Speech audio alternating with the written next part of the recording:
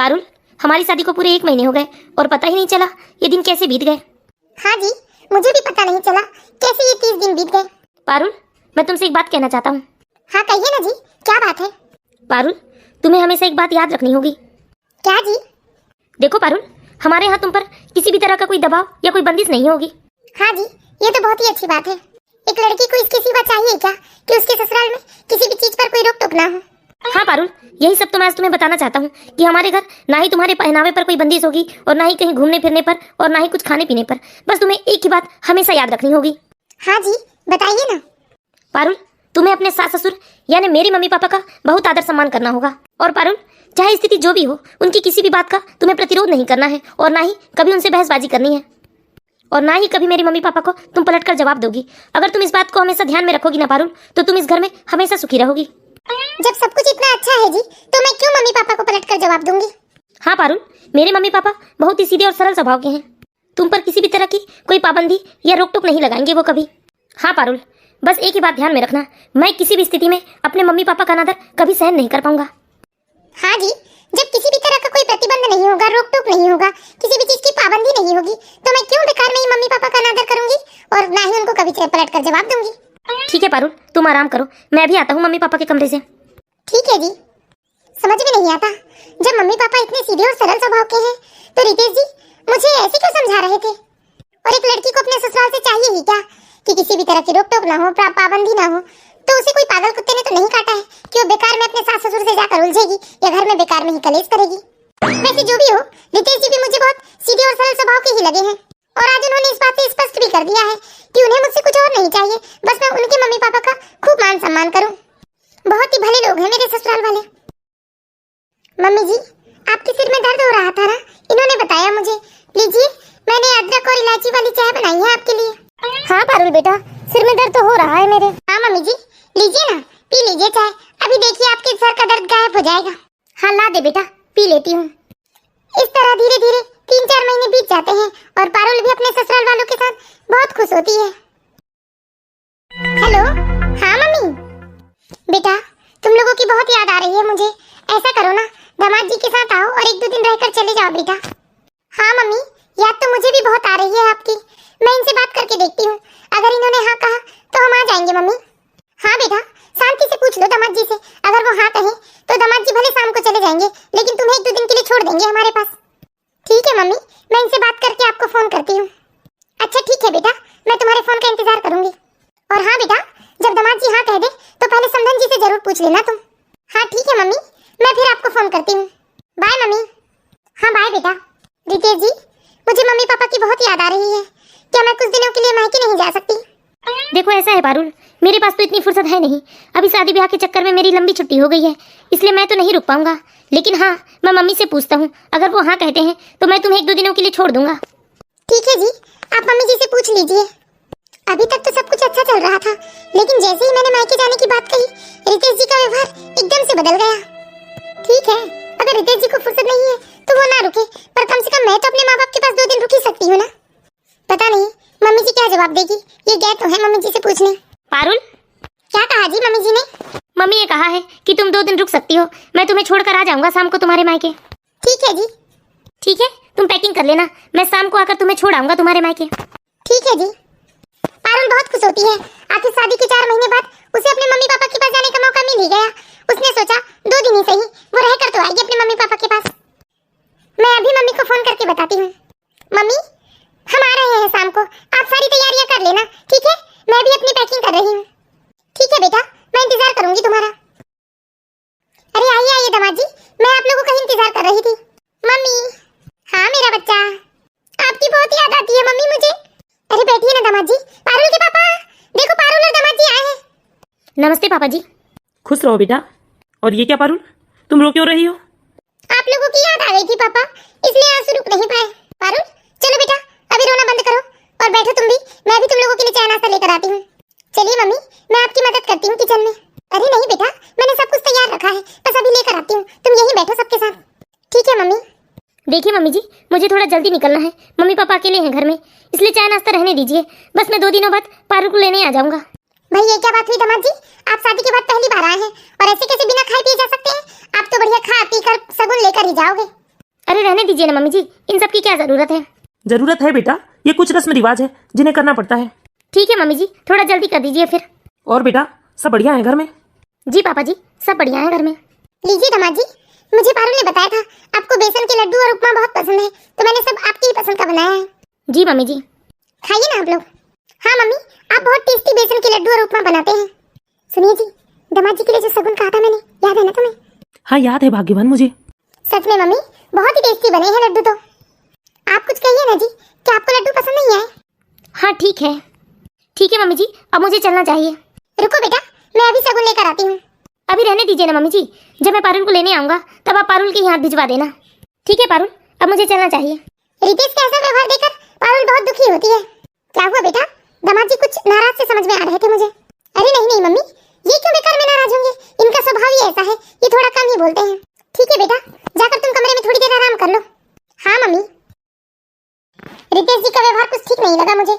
घर में तो वो जब बेसन के लड्डू खाते हैं तो तारीफ कर करके खाते हैं, लेकिन आज उन्होंने तारीफ का एक शब्द तो छोड़ो, अच्छा बना है ये तक नहीं कहा। और पिछले संडे को जब मम्मी जी ने उपमा बनाया था तो रितेश जी तो खा कम रहे थे और तारीफ ज्यादा कर रहे थे, लेकिन आज मम्मी ने सब कुछ इतना टेस्टी बनाया था, फिर भी उन्होंने। खैर जाने दो, मैं ये सब नहीं सोचती। मैं तो 2 दिन बहुत अच्छे से बिताऊंगी अपनी मम्मी के साथ। पारुल बहुत खुशी खुशी 2 दिन बिताती है अपने मम्मी पापा के साथ, और तीसरे दिन रितेश पारुल को लेने आ जाता है। लो बेटा, सगुन के सारे सामान पैक कर दिए हैं मैंने इसमें। ठीक है मम्मी। ठीक है बेटा, अगली बार जल्दी आ जाना। हाँ मम्मी। इस तरह अपनी मम्मी के घर से विदाई लेकर पारुल अपने ससुराल आ जाती है। देखिए ना मम्मी जी, मम्मी ने सगुन के तौर पर ये साड़ी दी है मुझे। अब पारुल बेटा, साड़ी तुम्हारी पसंद की है, पहनना तुम्हें है, फिर मैं देखकर क्या करूं? पारुल, ये कौन से जमाने की साड़ी उठा लाई हो तुम? ये ऐसी साड़ी पहनोगी तुम? लगता है मम्मी जी ने गलती से तुम्हें अपनी पुरानी साड़ी दे दी है। अब तुमने अपनी साड़ी लाई तो लाई, तुमने वो मेरे लिए शर्ट पैंट का कपड़ा क्यों उठा लाई?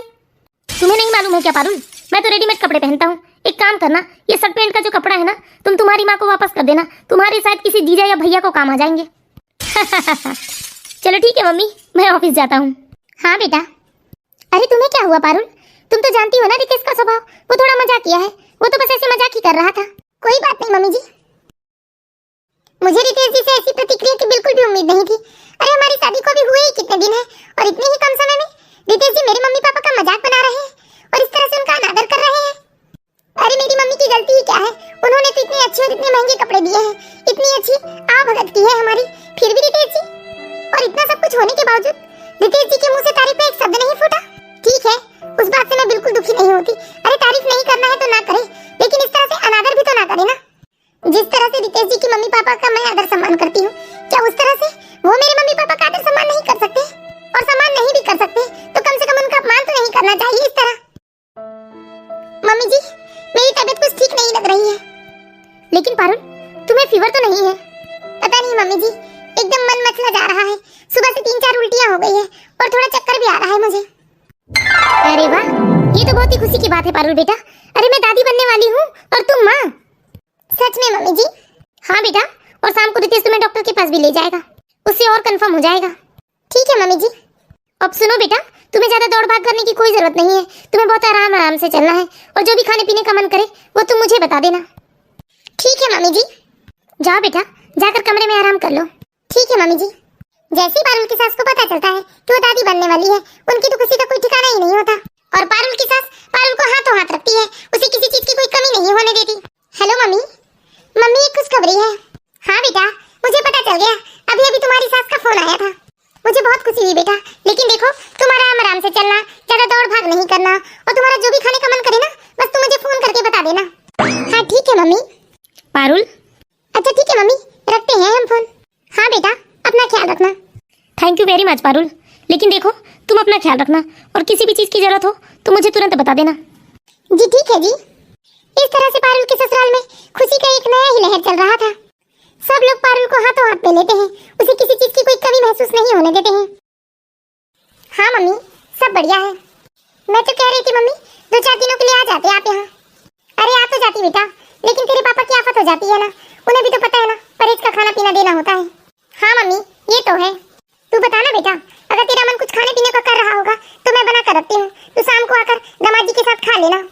हाँ मम्मी, वैसे मुझे लौकी के कोफ्ते और चटपटा सा चाट खाने का बहुत मन कर रहा है। अरे मैंने भी तो इस पारुल से कहा था कि कुछ खाने पीने का मन करे तो मुझे बता देना। पास बैठी सास को नहीं बता रही है ये, और इतने दूर बैठी अपनी माँ को बता रही है इसे कोफ्ते और चटपटे चाट खाना है। कर दी ना इसने बहुओं वाली बात। इसे मैंने अपनी बेटी की तरह रखा था, लेकिन किसी ने सच ही कहा है कि बहू कभी बेटी नहीं बन सकती। ठीक है मम्मी, मैं इनसे पूछकर बताती हूँ आपको। इस तरह से पारुल की सास पारुल की सारी बातें सुन लेती है और गुस्सा होकर अपने कमरे में चली जाती है। अरे पापा, आज मेरे ऑफिस के आने के टाइम पर मम्मी सामने हॉल में नहीं मिली मुझे समझ में नहीं आ रहा है बेटा, तेरी माँ को क्या हो गया है आज? सुबह से मुंह फुला के बस कमरे में बैठी है, किसी से ढंग से बात भी नहीं कर रही है। अच्छा हो गया तू आ गया, जा तू ही पूछ ले क्या हो गया है तेरी माँ को। क्या हुआ मम्मी, प्लीज बताइए ना मुझे। अब मैं क्या बताऊँ बेटा, तू ही मुझे आज एक बात बता, क्या मैंने कभी भी पारुल के साथ बुरा व्यवहार किया है? नहीं माँ, लेकिन क्या बात है बताओ मुझे। मुझे पता है बेटा कि पारुल पेट से है और उसे तीसरा महीना चल रहा है। मैं उसे रोज पूछती हूँ कि बेटा कुछ खाना हो तो मुझे बता दे, मैं बनाकर खिला दूंगी, लेकिन उसने कभी भी मुझसे नहीं कहा कि मम्मी जी मुझे ये खाना है या वो खाना है। लेकिन आज जब मैं चौकी में गई तो देखी वो अपनी मम्मी को बता रही थी कि उसे चाट खाना है, उसे कोफ्ते खाना है। तो क्या मैं उसकी माँ नहीं हूँ? या फिर पारुल ने कभी मुझे अपनी माँ नहीं समझा है बेटा, लेकिन हमेशा मैंने उसे अपनी बेटी ही समझा है। अरे ऐसी बात नहीं है भाग्यवान, तुम बेकार में ही बात का बतंगड़ बना रही हो। आप तो नहीं थे ना रसोई में, फिर आपको कैसे पता? देखो बेटा, गुस्से में बहू को कुछ मत कहना। हाँ रितेश बेटा, अभी वो पेट से है, एक उसके ऊपर गुस्सा मत निकालना। उसे हमें हर हाल में खुश रखना है बेटा। ठीक है मम्मी। ये सब सुन के रितेश को बहुत गुस्सा आता है कि आज पारुल की वजह से उसकी माँ रो रही है, और वो गुस्से से अपने कमरे में जाता है। अरे आ गए रितेश जी आप, मैं आप ही का वेट कर रही थी। क्यों, कोई काम है क्या तुम्हें मुझसे? रितेश जी, मेरा मन चाट खाने को कर रहा है, एकदम चटपटे वाले। और पता है मेरी मम्मी बहुत ही टेस्टी चाट बनाती है। तो रितेश जी चलिए ना, आज शाम को हम मम्मी के यहाँ चलते हैं और चाट खाकर वापस आ जाएंगे। मुझे समझ में नहीं आता पारुल तुम्हारा, कभी कभी तुम अजीब बातें करती हो। अब ऐसी हालत में इतने दूर कैसे हम चाट खाने जाएंगे? और तुम्हें चाट खाना भी है तो मैं मार्केट से ला देता हूँ ना, खा लेना मन भर चाट। मैं तो इसलिए बोल रही थी रितेश जी कि मम्मी बहुत ही स्वादिष्ट बनाती है।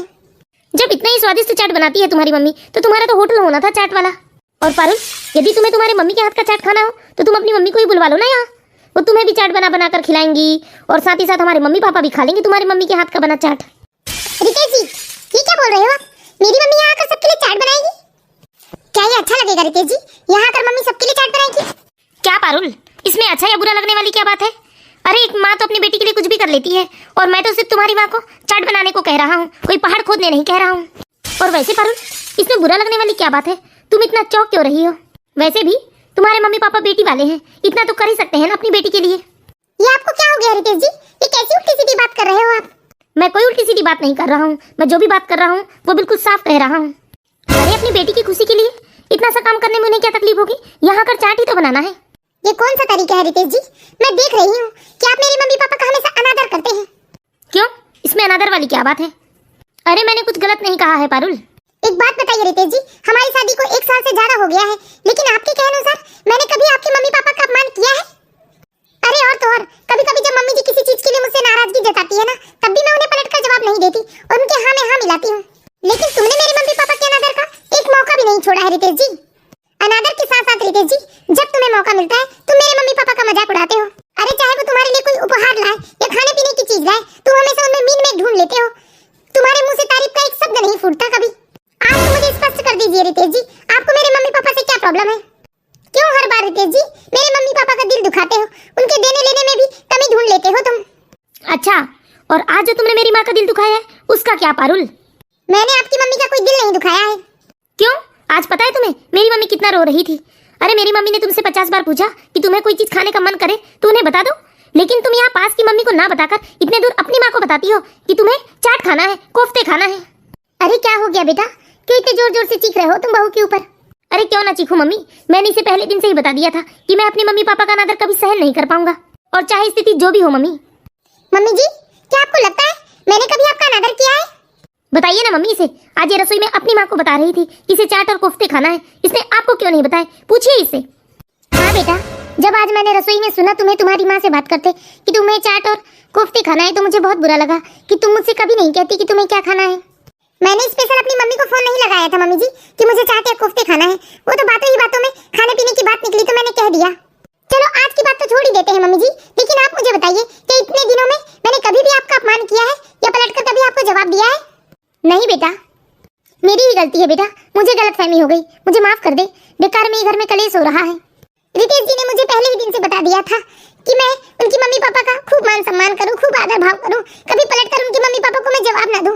और मैंने अपने कहे अनुसार ऐसा ही किया। मैंने कभी भी आप लोगों का दिल नहीं दुखाया और मानती हूँ आज मेरी किसी गलती की वजह से जाने अनजाने आपको बुरा लग गया मम्मी जी। तो रितेश जी ऐसी हालत में भी मुझसे लड़ने आ धमके। आप ही बताइए ना मम्मी जी, क्या रितेश जी के मम्मी पापा को आदर सम्मान का अधिकार है तो क्या मेरी मम्मी पापा को आदर सम्मान का अधिकार नहीं है? क्या मेरी मम्मी पापा को आदर सम्मान पाने का अधिकार नहीं है मम्मी जी? वो इसलिए कि वो एक बेटी के माता पिता है। कोई भी माँ बाप बेटा, चाहे वो बेटे के माँ बाप हो या बेटी के माँ बाप हो, दोनों को आदर सम्मान पाने का पूरा अधिकार होता है। तो आज पूछिए मम्मी जी इनसे, इन्होंने कभी भी मेरे मम्मी पापा का आदर सम्मान नहीं किया है। ये हमेशा मेरे मम्मी पापा का दिल दुखाते हैं मम्मी जी। पूछिए इनसे ये ऐसा क्यों करते हैं मेरे मम्मी पापा के साथ। क्यों रितेश बेटा, क्या पारुल सब कुछ सच कह रही है? आपको याद है ना मम्मी जी, जब अपने मायके से लौटी थी तो उन्होंने शगुन के तौर पर मुझे साड़ी और इन्हें शर्ट पहन का कपड़ा दिया था। तब भी तो इन्होंने आपके सामने कितना मजाक उड़ाया था मेरे मम्मी पापा का। लेकिन बेटा तब तो मुझे ऐसा लगा जैसे रितेश मजाक कर रहा है।